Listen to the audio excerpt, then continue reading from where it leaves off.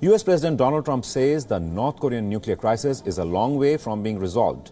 Trump's statement comes after North's pledge to end its nuclear tests raised hopes before planned summits with South Korea and the US. Trump said, and I quote, "We are a long way from conclusion on North Korea. Maybe things will work out and maybe they won't.